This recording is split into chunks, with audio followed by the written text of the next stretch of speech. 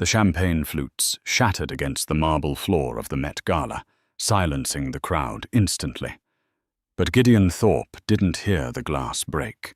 He couldn't hear anything over the roaring in his ears. Standing at the top of the grand staircase wasn't the broken, penniless woman he had discarded 5 years ago in a charity ward. It was Isabel. She was dripping in vintage Cartier diamonds, wearing a dress that cost more than his entire company, and holding the arm of Lachlan St. James, the most reclusive billionaire in New York. But that wasn't the knife in Gideon's heart. The knife was the 3 miniature versions of himself, standing beside them, introduced to the world as the St. James heirs. He had divorced her at her weakest to chase a legacy. He just didn't realize he had left his legacy behind. The rain in Seattle didn't wash things clean. It just made the grime stick harder. Inside the VIP suite of the Providence Medical Center, the air smelled of rubbing alcohol and expensive lilies that were already starting to brown at the edges. Isabel Sterling stared at the ceiling tiles, counting the perforations. 312 in the row above her bed. It was easier to count dots than to think about the prognosis the doctor had delivered 4 hours ago. Stage 3. Lymphoma. The words felt heavy like stones in her stomach. At 26, she was supposed to be planning her anniversary trip to the Amalfi Coast, not researching chemotherapy protocols. The door clicked open. Isabel didn't turn her head, assuming it was the nurse coming to check her vitals again. Isabel. The voice was cool, clipped, and familiar. It was the voice that had promised to love her in sickness and in health just 3 years ago. She turned slowly. Gideon Thorpe stood at the foot of the bed. He was impeccable, as always. His charcoal Armani suit was tailored to within an inch of its life, his dark hair swept back with precision. He looked like the rising star of the tech world, that he was the CEO of Thorpe Dynamics, a man on the cover of Forbes, a man who didn't deal with messy things like sickness. "Gideon," she croaked, her throat dry. "You came." He didn't move to hug her. He didn't take her hand. He stayed at the foot of the bed, creating a physical distance that felt like an ocean. Beside him stood a man Isabel recognized vaguely. Anthony Penn, the Thorpe family's shark of a lawyer. "We need to talk, Isabel," Gideon said, checking his watch. A Patek Philippe she had saved for 2 years to buy him. "The doctor said—" Isabel tried to sit up, wincing at the IV tugging in her arm. "It's going to be hard, Gideon. The treatment is aggressive. But with you by my side, I know I can—" "That's actually what we need to discuss," Gideon interrupted. He signaled to Anthony, who stepped forward and placed a thick manila envelope on the rolling tray table. Isabel looked from the envelope to Gideon's ice-blue eyes. "What is this, Ma?" "Divorce papers," Gideon said. He said it with the same casual tone he used to order coffee. The room went silent. The hum of the medical machinery seemed to scream. "I don't understand," Isabel whispered. "I just found out I have cancer, Gideon. Today." "I know," Gideon said, finally walking to the side of the bed. He looked down at her, not with pity, but with annoyance. "And frankly, Isabel, the timing is terrible for me. Thorpe Dynamics is going public next quarter. Investors are skittish. They want a CEO who is focused, vigorous. I cannot be dragged down by a dying wife." Dragged down? Isabel felt tears prick her eyes, hot and stinging. "I'm your wife. I'm the one who wrote the code for your first prototype. I'm the one who took out a loan in my name when no bank would touch you." "That was a long time ago," Gideon dismissed, waving a hand. Look at you, Isabel. You're weak. You're pale. You're going to lose your hair, get sick, become a burden. I need a partner who can stand beside me at galas, not someone I have to wheel around a hospital." He leaned in closer, his voice dropping to a cruel whisper. "Besides, let's be honest. You've let yourself go even before the diagnosis. You're not the woman I married." Isabel looked at the man she had adored. She saw the hollowness in him for the first time. He wasn't leaving because he was scared of losing her. He was leaving because she was no longer an asset. She was a liability on a balance sheet. "Anthony has drawn up a settlement," Gideon continued, straightening his tie. "It's fair.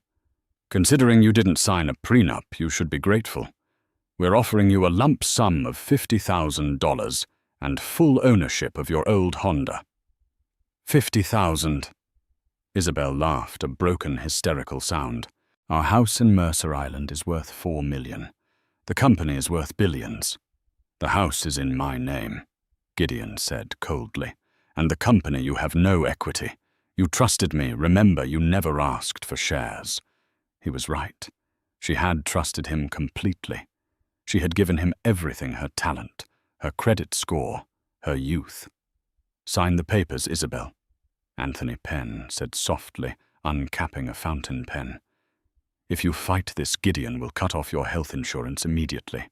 Sign, and he keeps you on the plan for 6 months. You need that treatment." It was blackmail, pure and simple. Isabel looked at the pen. She looked at her trembling hands. She realized then that fighting for this marriage was like trying to perform CPR on a corpse. Gideon was already gone. Perhaps he had never really been there. "Get out," she whispered. "Sign first," Gideon demanded. Isabel grabbed the pen. She didn't read the terms. She slashed her signature across the bottom line, tearing the paper slightly. "Done," she spat. "Now get out. And Gideon—" He paused at the door envelope in hand. "I hope your stock price keeps you warm at night." Gideon smirked. "It usually does." He walked out, leaving her alone with the hum of the machines and a heart that had shattered more completely than her body ever could. 2 weeks later, Isabel was living in a damp basement apartment in Tacoma, an hour south of the life she used to know. The $50,000 was disappearing fast between rent deposits and the specialized organic food the doctors recommended. Gideon had been thorough. He hadn't just divorced her. He had erased her. Friends she thought were mutuals had stopped answering her texts. She was uninvited from the social circles of Seattle's elite. She was a pariah, the sick ex-wife who was too depressing to be around. But the universe, it seemed, wasn't finished with its twists. On the morning she was scheduled to start her first round of chemotherapy, the nausea hit her before she even got out of bed. It wasn't the dull ache of the illness. It was sharp, violent, and familiar. She sat on the cold tile of the bathroom floor, clutching a plastic stick she had bought at the corner drugstore.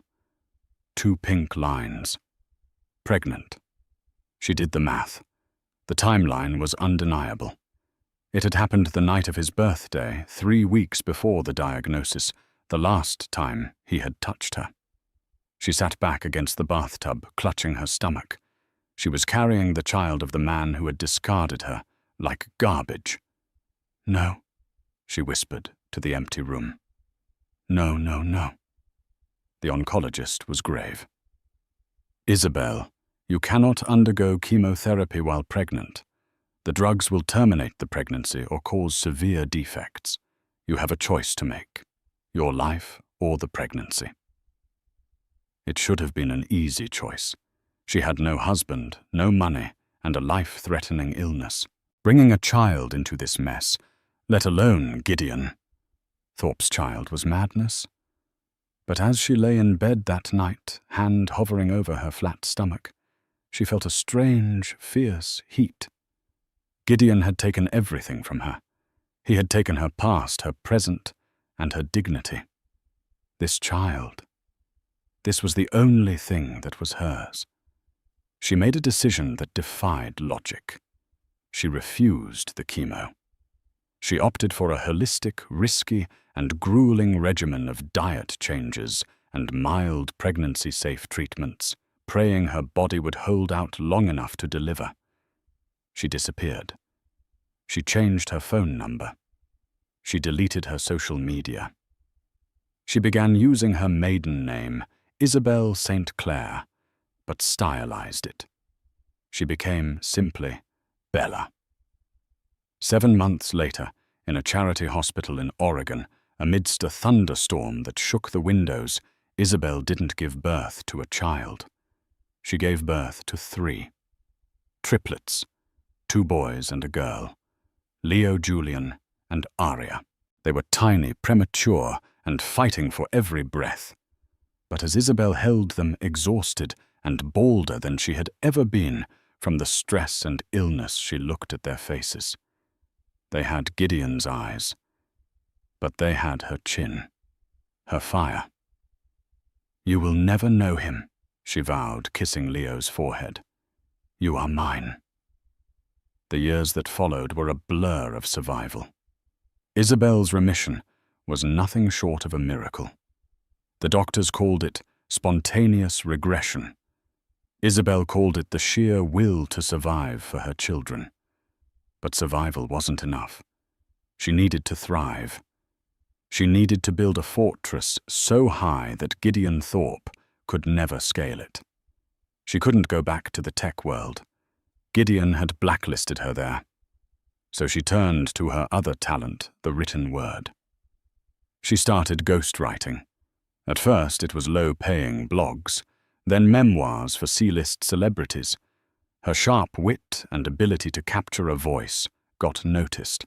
One rainy Tuesday in a coffee shop in Portland, she was typing furiously on a second-hand laptop, a sleeping toddler strapped to her chest and 2 others coloring quietly at her feet.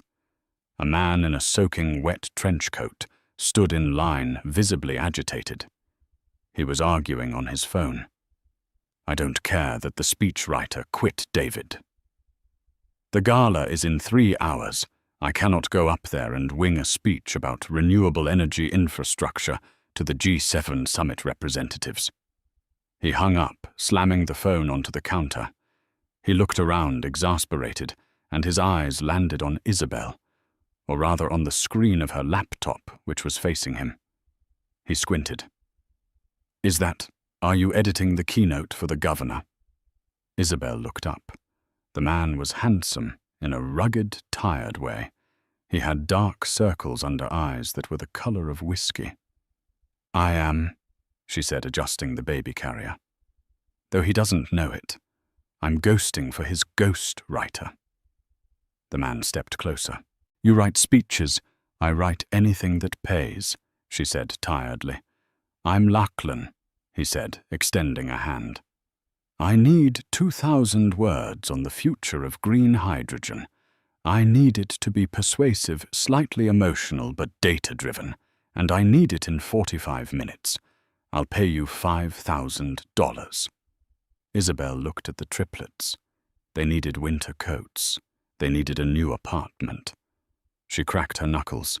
"Hold the baby," she commanded, unbuckling the carrier and handing the sleeping infant to the billionaire stranger, Lachlan St. James, a man who owned half the shipping lanes in the Pacific, blinked in shock as he accepted the warm bundle.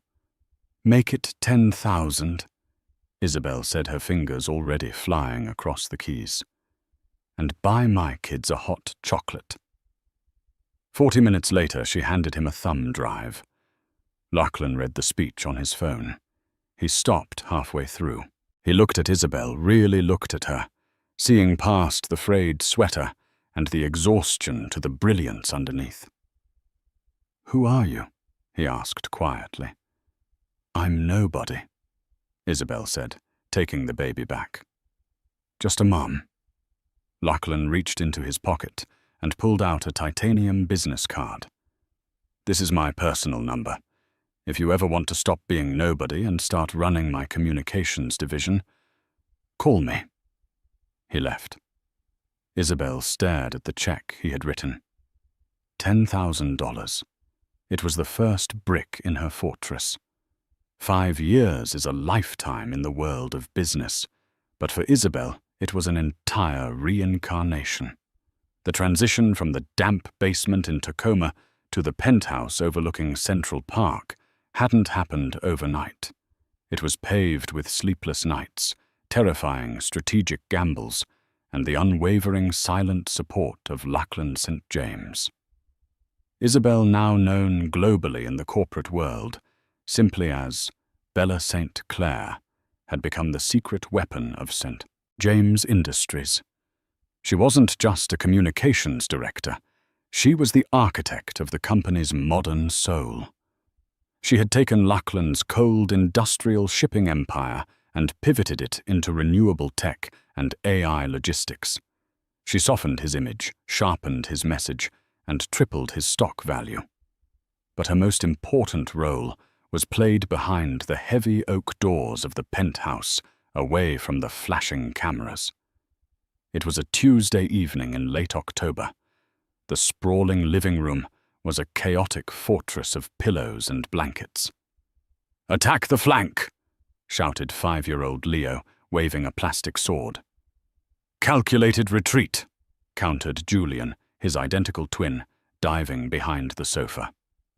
"No mercy," screamed Arya, the triplet, who somehow possessed twice the volume of her brothers, launching herself off the coffee table. She was caught in mid-air by a pair of strong, familiar arms. "Easy there, warrior princess," Lachlan laughed, swinging her up onto his shoulders. He was wearing a $3,000 suit, now covered in cracker crumbs and glitter. Isabel watched from the kitchen island, a glass of red wine in her hand. She felt that familiar ache in her chest, a mix of gratitude and fear. Lachlan wasn't their father. He had never claimed to be. But he had been there for every fever, every nightmare, and every milestone. He had taught Leo to tie his shoes, sat with Julian through his night terrors, and let Arya braid his hair. "You're spoiling them," Isabel said, walking over to wipe a smudge of chocolate off Lachlan's cheek. "I'm training them," Lachlan corrected, setting Arya down. "Leo has leadership potential. Julian is clearly the strategist. And Arya, well, Arya is going to run the world, so I'm just trying to stay on her good side." The children scrambled away to watch cartoons, leaving the adults in a sudden charged silence. Lachlan looked at Isabel. At 31, she was breathtaking. The sickness and the poverty had burned away her naivety, leaving behind a woman of steel and velvet. She wore her hair in a sharp, chic bob, and her eyes held a confidence that terrified most men. "We need to talk about the Met Gala next week," Lachlan said, his voice shifting to a lower register. Isabel stiffened. "I told you, Lachlan. I stay in the shadows. That's the deal. I write the speeches. I don't give them." "Not anymore," Lachlan said firmly. He reached into his pocket and pulled out a small velvet box. Isabel gasped. "Lachlan, I can't." He opened it. It wasn't a ring. It was a lapel pin. The crest of the St. James family, a wolf holding a rose. Solid gold, encrusted with sapphires. "I'm not proposing marriage, Bella." "Not yet, anyway," he said with a crooked smile that made her heart skip. "I'm making you a partner, officially. 49% of the new tech division is yours. But there's a catch." Isabel stared at the pin. "What catch? You have to claim it. Publicly. The world thinks I'm the genius behind our resurgence. I'm tired of taking credit for your brain. We walk the red carpet together. We introduce the children. It's time, Isabel. You've been hiding from a ghost for 5 years. It's time to show him he doesn't haunt you anymore. Isabel turned away, looking out at the city lights. He'll be there. I know, Lachlan said, stepping up behind her, his hands hovering near her waist, but not touching. Gideon Thorpe is desperate. His company is bleeding. He's looking for a buyer. He's going to be at that gala hunting for a savior. Isabel felt a cold shiver. Gideon. The man who had looked at her cancer-ridden body with disgust. The man who had discarded her to keep his stock price high. He doesn't know about the triplets, she whispered. Then let's introduce him. Lachlan said, his voice hard as iron. Let's show him exactly what he threw away. Isabel turned back to him. She looked at the children playing on the floor. The children Gideon had unknowingly sentenced to poverty before they were even born. She took the pin from the box and fastened it to her blouse. Okay, she said, her eyes dangerous. Let's go to the ball. Gideon Thorpe stared at his reflection in the mirror of his Mercer Island mansion. The house was 4 times the size of the one he had shared with Isabel, but it felt like a mausoleum. Sir. Gideon turned. His assistant, a terrified young man named Kevin, stood in the doorway. What is it? Gideon snapped. The Q3 earnings report just leaked. The stock is down another 8% in after-hours trading. Gideon pinched the bridge of his nose. Get Anthony Penn on the phone. Tell him to threaten to sue anyone who publishes the full report. Yes, sir. Also, your wife is on line 2. She wants to know if you transferred her allowance. Tell her to wait, Gideon growled. He had remarried 2 years after divorcing Isabel. Vanessa was a 22-year-old Instagram model with millions of followers. She was exactly what he thought he wanted: young, vibrant, healthy, and decorative. She was also vapid, selfish, and hated him. Gideon walked to the window, pouring himself a scotch. Thorpe Dynamics was failing.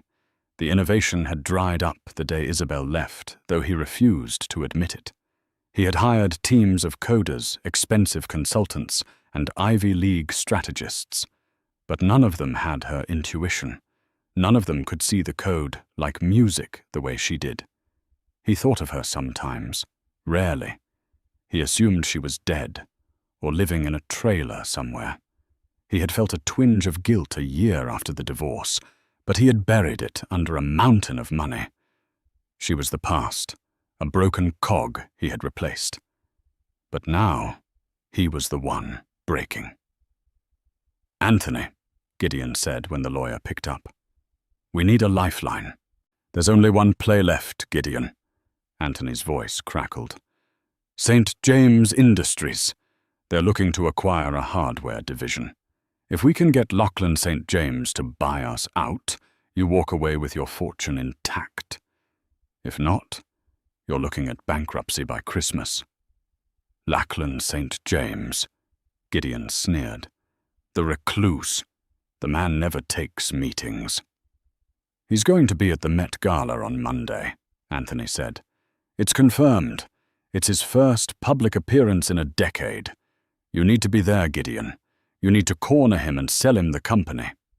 I'll be there, Gideon said, straightening his tie. I can charm anyone, Anthony. I built this empire from nothing. I can sell it. He hung up and looked at the empty room. He felt a strange unease, a prickling on the back of his neck. He ignored it. He was Gideon Thorpe. He was a winner. He had no idea that he was walking into an execution. The Met Gala was a sensory overload of flashing lights, red velvet, and the screaming of fans.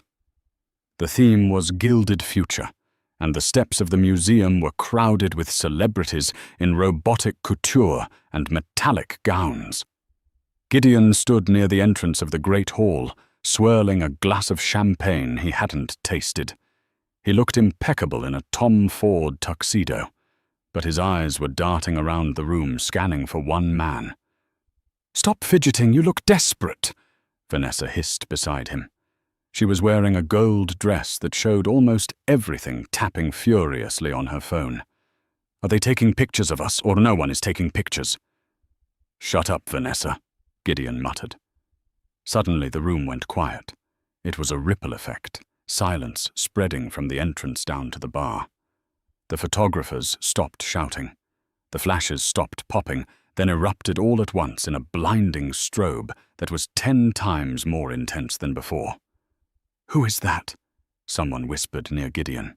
"Is that St. James?" Gideon turned toward the grand staircase. Lachlan St. James stood at the top. He looked like a king from a noir film, tall, dark, and imposing in a midnight blue tuxedo. But the crowd wasn't looking at him. They were looking at the woman on his arm.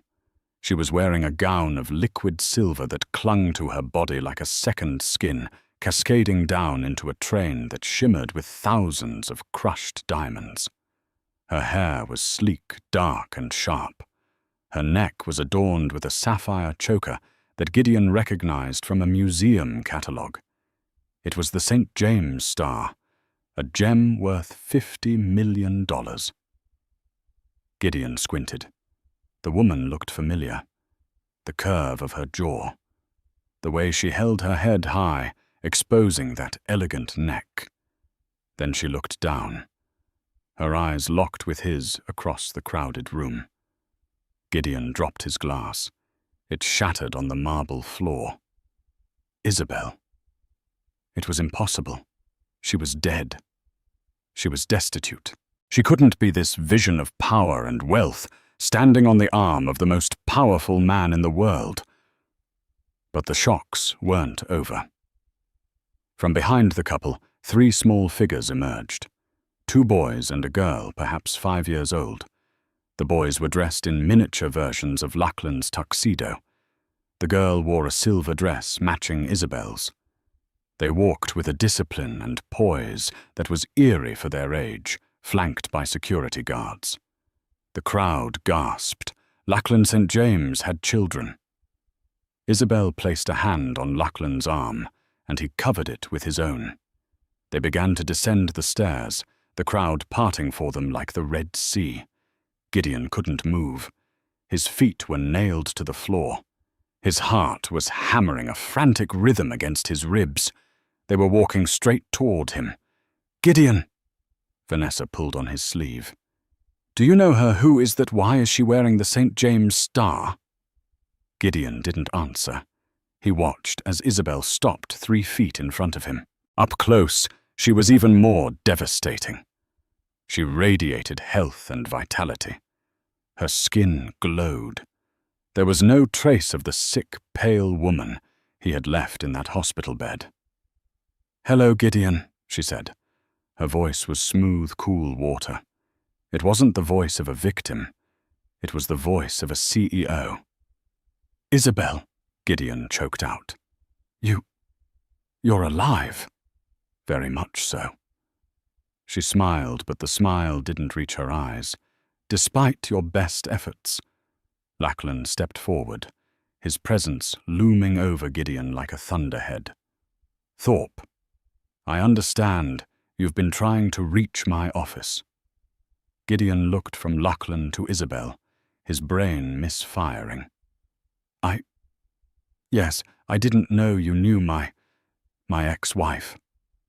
"Isabel isn't just your ex-wife," Lachlan said, his voice carrying through the silent circle of onlookers. "She is the chief strategy officer of St. James Industries. And my partner." The murmurs through the crowd were like a tidal wave. Gideon felt the blood drain from his face.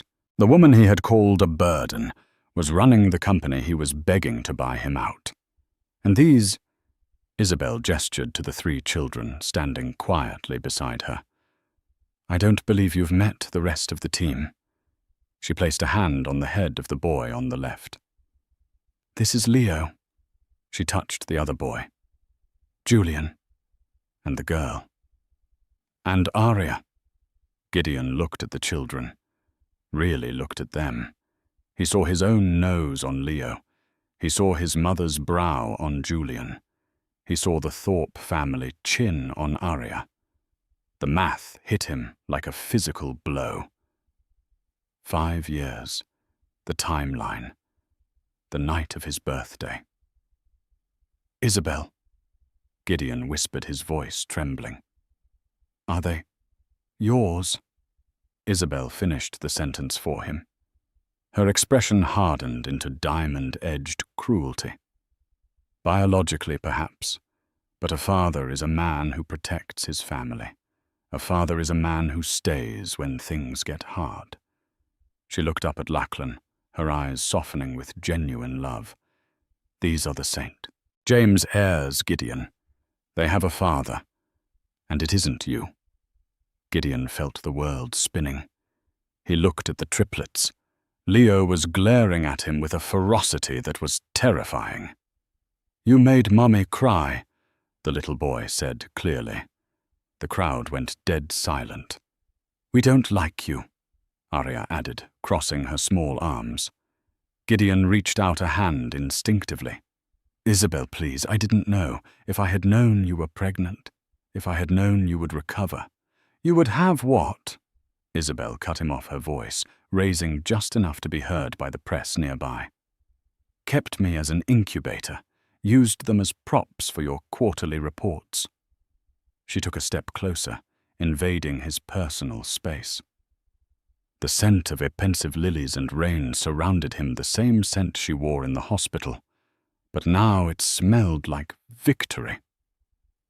"You divorced me because I was a liability, Gideon. You bet against me. You sold your shares in Isabel Inc. at the bottom of the market." She gestured to herself, to the diamonds, to Lachlan, and finally to the beautiful, brilliant children. "Regret is a terrible investment, Gideon. It yields 0 returns." "Isabel, wait," Gideon pleaded as she turned away. "The company, Thorpe Dynamics, I need this deal. Please, for the sake of the past." Isabel stopped. She looked back over her shoulder. "Oh, we're going to buy your company, Gideon," she said coolly. Gideon felt a surge of relief. "You are—" "Yes," Lachlan answered, stepping in. "But not a merger. It's a hostile takeover. We've been buying your debt for months through shell companies. As of this morning, we own 51% of your outstanding loans. We're calling them in." Gideon's knees buckled. Vanessa gasped and stepped away from him as if he were contagious. "You're bankrupt, Gideon," Isabel said softly. "And I'm going to strip that company for parts. I'm going to take the code, I wrote the code you stole, and I'm going to put it where it belongs." "You can't do this," Gideon whispered, tears of shock welling in his eyes. "I already did," Isabel said. She took Lachlan's arm. "Come, darling. The children are bored." As they walked away, ascending the stairs toward the dinner, the cameras flashed in a frenzy. Gideon Thorpe stood alone at the bottom of the stairs, surrounded by the shattered glass of his champagne flute, watching his legacy, his wife and his children disappear into the light. The morning after the Met Gala, the world woke up to the face of Isabel St. Clair. She was on the front page of the New York Times, the Wall Street Journal, and every tabloid in between. The headlines screamed variations of the same theme: the resurrection of Isabel, the billionaire's secret family, and Thorpe Dynamics falls to ex-wife's hostile takeover. Gideon Thorpe sat in the debris of his life. Vanessa had packed her Louis Vuitton bags and left before dawn, leaving a note that simply read, "Does this mean the Centurion card is cancelled?" He was bankrupt. His reputation was incinerated. The board of his own company had voted to oust him just an hour ago, pending the St. James takeover. He had nothing, except he realized, staring at the newspaper photo of the 3 small children looking defiant on the red carpet. He had them. Biology was a powerful weapon. "Anthony!"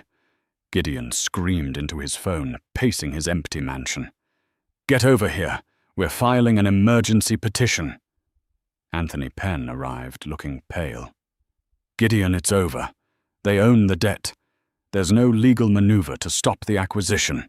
Forget the company," Gideon snapped, slamming a fist onto his mahogany desk. "I want the children." Anthony stared at him. What? You hate children. You specifically didn't want them." "I want what they represent, Anthony Leverage." Gideon's eyes were manic. "Isabel hid them from me for 5 years. That's parental alienation. That's fraud. If I establish paternity, I have rights. I can drag this out in family court for years. Unless they pay you to go away." Anthony finished understanding the depravity of the plan. "Exactly. Lachlan St. James has unlimited pockets. How much do you think he'll pay to keep his perfect little family unit intact? 50 million, 100. By noon, Gideon had given an exclusive, tearful interview to TMZ. He played the role of the heartbroken, deceived father. He claimed Isabel had vanished with his unborn children, denying him the right to know his own flesh and blood. He painted her as an unstable woman who had shacked up with a reclusive billionaire, exposing his innocent children to a dangerous, hedonistic lifestyle. Public opinion, fickle as ever, began to waver. Was Gideon Thorpe a victim of a vengeful ex-wife? In the penthouse overlooking Central Park, the mood was grim. Isabel paced the floor, clutching a tablet displaying Gideon's weeping face on a news site. "He's lying," she hissed. "He told me to get rid of them. He told me I was a burden." Lachlan sat at the dining table, which had been converted into a war room. 4 high-powered lawyers were on speakerphone. "We know he's lying, Bella," Lachlan said calmly, though the muscle in his jaw was twitching. "But family court is messy. It doesn't always care about the truth. It cares about biology. He is their biological father. He has a presumptive right to visitation." "He will never touch them," Isabel said, her voice low and guttural. A primal fear clawed at her throat. The idea of Gideon, the man who discarded her when she was dying, having access to Leo Julian, and Aria was unbearable. He would poison them. He would use them. "He's demanding a DNA test and emergency temporary custody," one of the lawyers said over the phone. "He's painting you as a kidnapper, Isabel. We need to counterfile immediately." "Let him have the DNA test," Lachlan said abruptly. Isabel spun around. "What? Let him prove they are his." Lachlan stood up, walking over to her. He placed his hands on her shoulders, grounding her. "It's the last thing he'll ever get from us." "Lachlan, what are you planning?" Lachlan's eyes were cold, hard, whiskey. "Gideon thinks this is a custody battle. He doesn't realize it's an annihilation. He wants to play dirty. I invented mud." He turned back to the lawyers. "Execute Order 66. Release the audit." The morning after the Met Gala, the world did not wake up to the sun. It woke up to the face of Isabel St. Clair. She was everywhere. Her image clad in liquid silver and flanked by the elusive Lachlan St. James, plastered the front page of the New York Times, the Wall Street Journal, and every digital tabloid feed from London to Tokyo. The headlines were a cacophony of shock and awe. The resurrection of Isabel, the billionaire's secret heirs, and the most damning of all, Thorpe dynamics in freefall ex-wife initiates hostile takeover. For Gideon. Thorpe, the morning brought silence, but it was the heavy, suffocating silence of a tomb. He sat in his study in Mercer Island, a room designed to intimidate, filled with mahogany and leather that smelled of money. But today it smelled of stale scotch and defeat. Vanessa was gone. She hadn't even bothered with a dramatic exit, just a text message that arrived at 4:00 a.m. asking if the Centurion card was going to be cancelled, followed by the notification that she had booked a one-way, first-class ticket to Dubai. His phone, however, was not silent. It was vibrating incessantly across the desk surface, dancing like a nervous beetle. Shareholders, board members, creditors. Gideon ignored them all. He stared at the iPad propped up against a crystal decanter. The image on the screen was high definition and cruel. It showed Isabel on the red carpet, her hand resting protectively on the shoulder of a small boy, Leo. The boy looked exactly like Gideon did in his childhood photos. The same jawline, the same brow. A twisted, dark realization began to uncoil in Gideon's chest. He had lost the company. The hostile takeover was mathematically unstoppable. St. James Industries owned the debt, which meant they owned him. He was bankrupt. His reputation as a tech visionary was incinerated. But looking at the 3 children in the photo, Gideon saw something else. He didn't see sons or a daughter. He didn't see human beings. He saw leverage. He saw 3 golden tickets that could force Lachlan St. James to open his checkbook. "Anthony!" Gideon roared, his voice cracking with the strain of a sleepless night. Anthony Penn, his lawyer and long-time fixer, appeared in the doorway. He looked grey, his usually immaculate suit rumpled. "Gideon, there's nothing we can do about the acquisition. The board voted 20 minutes ago to oust you. You're out." "Forget the damn company," Gideon snapped, standing up and sweeping the pile of unanswered legal notices off his desk. Papers fluttered to the floor like dead leaves. "Look at this picture, Anthony. Look at it." Anthony adjusted his glasses. "It's the children. The triplets." "It's my leverage," Gideon corrected, a manic light entering his eyes. "She hid them. For 5 years, she hid my biological children from me. Do you know what the courts call that? Parental alienation. Fraud. Kidnapping across state lines." Anthony looked at his client with a mixture of pity and revulsion. "Gideon, you hate children. You divorced her specifically because she might become a burden. You wanted a clean break. I want what is mine." Gideon slammed his fist on the desk. "Biology is king, Anthony. If I establish paternity, I have rights. I can demand visitation. I can demand partial custody." Imagine the PR nightmare for St. James. The great Lachlan St. James, harboring a woman who stole children from their father. He began to pace the plan forming rapidly in his desperate mind. "We file an emergency petition. Today. We demand a DNA test. We go to the press. We paint me as the victim, the grieving father who was lied to, who thought his wife had miscarried or disappeared, only to find out she was living in luxury with another man." "You want to blackmail them," Anthony said flatly. "I want a settlement." Gideon smiled, but it was a rictus of teeth and malice. "How much do you think Lachlan will pay to keep his perfect little ready-made family intact, to keep me away from those kids?" 50 million, 100, enough to start over. Anthony hesitated. He knew this was a line, a moral event horizon. But he also knew his retainer was the only thing keeping his own firm afloat. "I'll draft the petition." The media war began at noon. Gideon Thorpe, wearing a modest sweater instead of his usual bespoke suit, sat down for an exclusive interview with TMZ. He looked haggard, broken a performance worthy of an Academy Award. He wept on camera.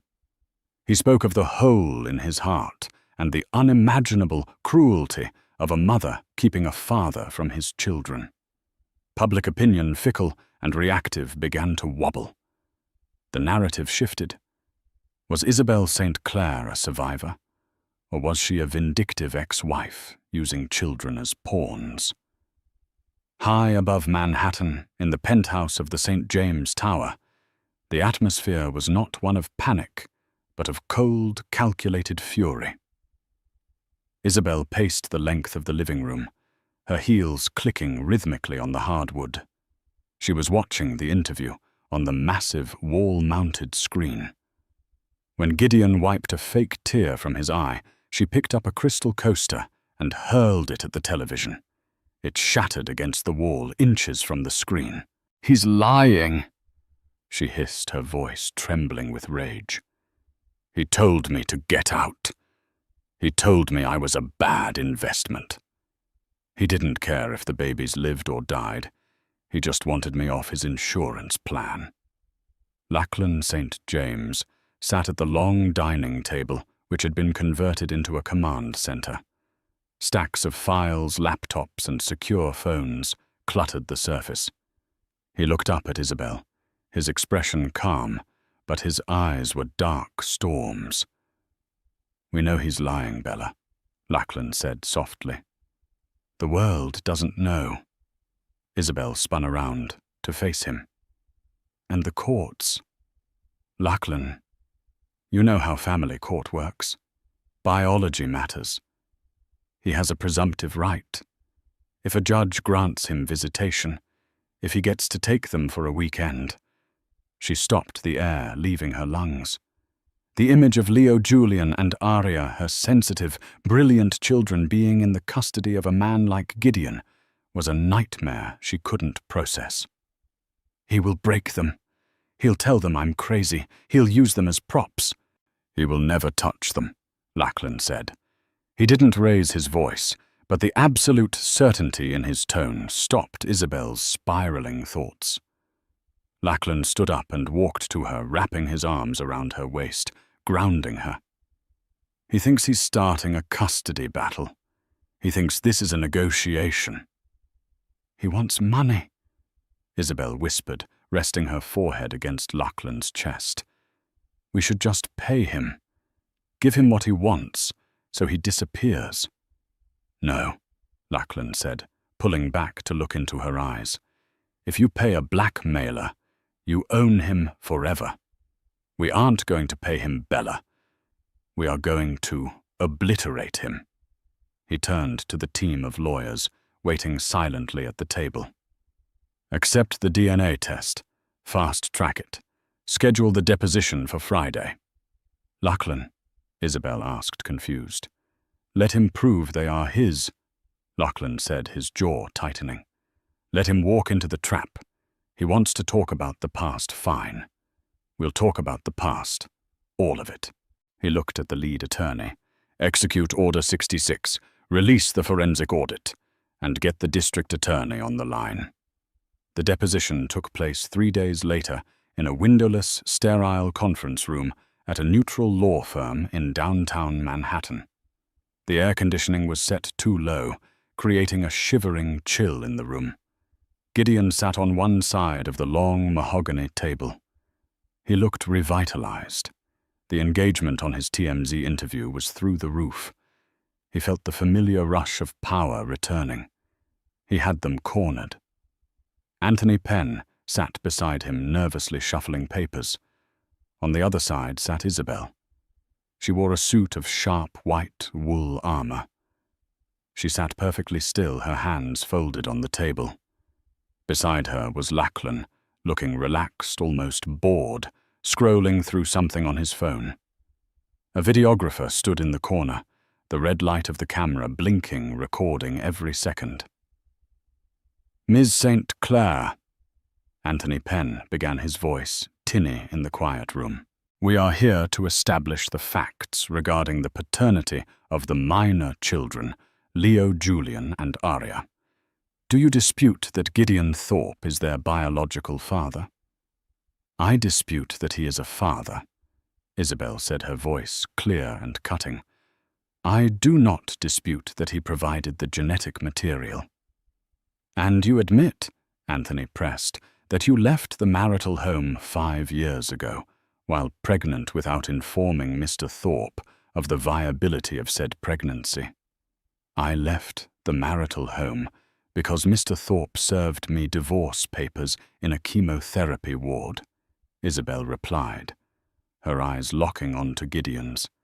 He told me, and I quote, "I cannot be dragged down by a dying wife." He called me a liability. I didn't tell him about the children because I was protecting them from a man who views human beings as line items on a balance sheet. Gideon leaned forward, a smirk playing on his lips. That's a very emotional interpretation, Isabel. I was running $1 billion company. I was under immense pressure. If I had known you were going to have triplets, obviously things would have been different. I have a right to know my children. They need a father. They need stability, not a mother who runs away and hides. He paused, letting the silence stretch. And frankly, Isabel, I'm concerned about your mental state. Holding a grudge for 5 years, it's unhealthy. Maybe full custody isn't in the children's best interest. It was the threat, the veiled promise to take them away completely. Isabel felt a surge of nausea, but before she could respond, Lachlan placed a hand on hers. He closed his phone and set it on the table. "Mr. Penn," Lachlan said. His voice was deep, resonant, and commanded the room instantly. "Before we continue this charade about stability and best interests, I think we need to discuss the new assets of St. James Industries." Gideon scoffed. "This is a custody hearing, St. James, not a board meeting." "It goes to character," Lachlan said. "And it goes to your ability to remain a free man, let alone a parent." Lachlan reached into his briefcase and pulled out a heavy black binder. It landed on the table with a dull thud that sounded like a coffin lid closing. "What is that?" Gideon asked, his smirk faltering. "This," Isabel said, finding her voice, "is the forensic audit of Thorpe Dynamics for the fiscal years 2019 through 2024. Anthony Penn went rigid. He reached for the binder, his hands trembling slightly. "When we bought your debt, Gideon," Isabel continued, her voice gaining strength, "we bought everything. We bought your servers. We bought your email archives. We bought your secrets." She opened her own copy of the file. "Turn to page 42, Anthony. Let's discuss Project Icarus." Gideon's face drained of all color. You can't look at that. That's confidential." "Not anymore," Lachlan said. "It belongs to me. And what we found was fascinating. We found 7 shell companies registered in the Cayman Islands. We found that you were funneling investor capital into these accounts to inflate your revenue numbers, securing bank loans based on fraudulent data." That's creative accounting," Gideon stammered, sweat breaking out on his forehead. "Everyone does it." "It's bank fraud," Lachlan corrected. "It's wire fraud. It's a RICO predicate, and we've already sent the file to the SEC and the Southern District of New York." "But that's not the worst part," Isabel said softly. She flipped a page. Page 89. The patent filings for the quantum processing algorithm, the code that Thorpe Dynamics is built on. Gideon couldn't breathe. The room seemed to be shrinking. "You filed the patent 3 days after our divorce was finalized," Isabel said. "You claimed sole inventorship, but we found the metadata, Gideon. We found the original source code on the backups you thought you deleted. The code was written by user Isabel S. 6 months before the filing. You forged my digital signature on the assignment of rights while I was in the hospital." Isabel leaned forward, her eyes burning with a cold blue fire. "You stole my life's work while I was dying. You used my brain to build your fortune, and you used that fortune to try to bury me. That is the stability you offer." The silence in the room was absolute. The videographer shifted his weight, the floor squeaking loudly. Anthony Penn closed the binder. He took off his glasses and placed them on the table. He didn't look at Gideon. He looked at Lachlan. "What do you want?" Anthony whispered. "I want him gone," Lachlan said. Isabel slid a single crisp document across the table. "This is a voluntary termination of parental rights," Isabel said, "and a confession of fraud." "I can't sign that," Gideon choked out. "If I confess, the confession stays in my safe," Lachlan interrupted. "As long as you disappear, you sign the rights away. You agree to a permanent lifetime restraining order against Isabel and the children.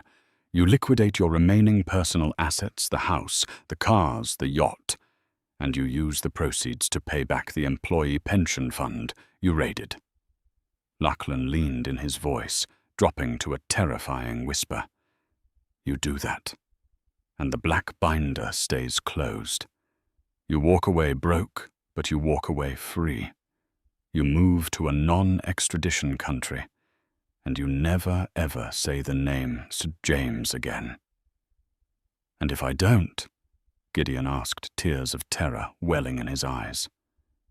"Then the district attorney walks through that door in 5 minutes," Isabel said, "and you will die in a federal prison cell.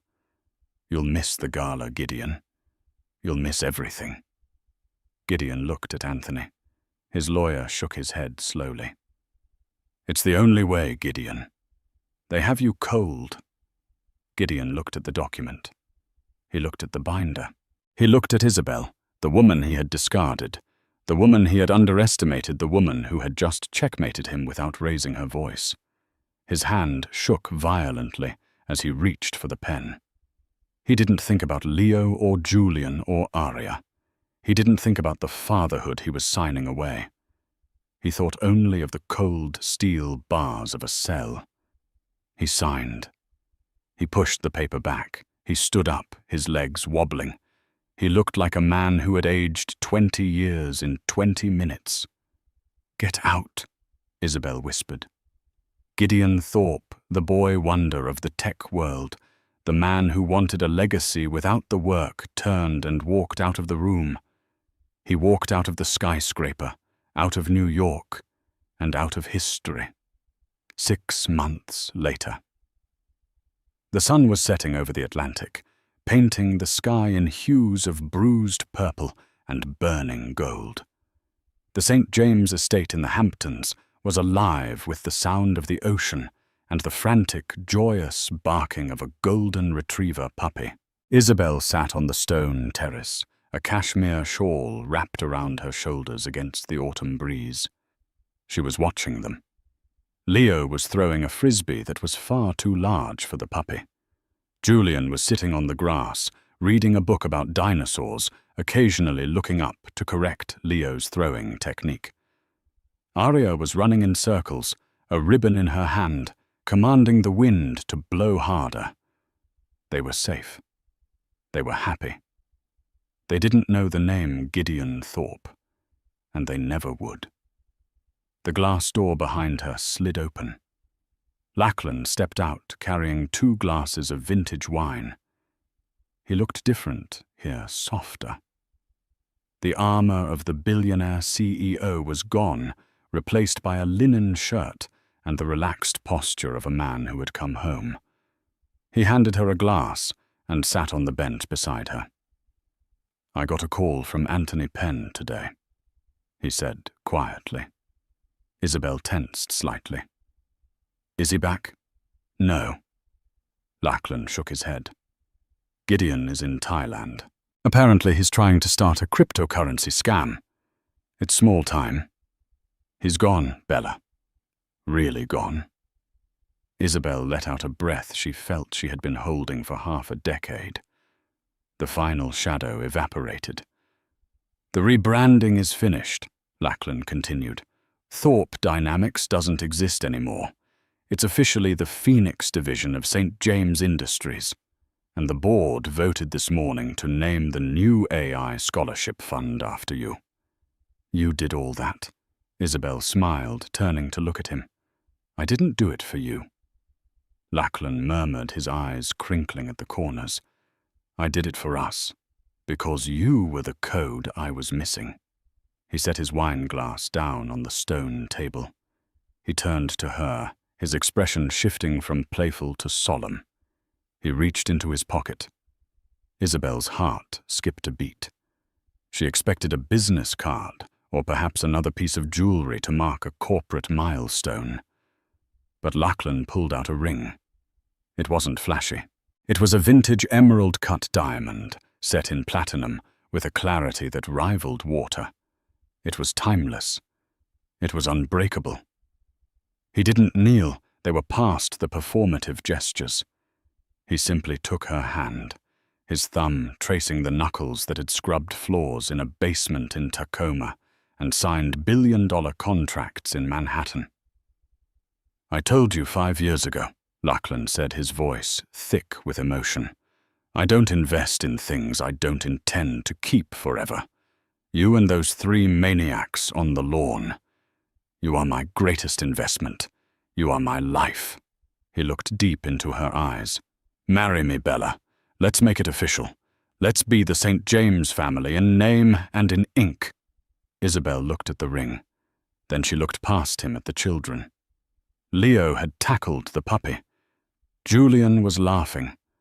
Aria was waving at them. She thought about the hospital bed, the rain, the fear, the emptiness.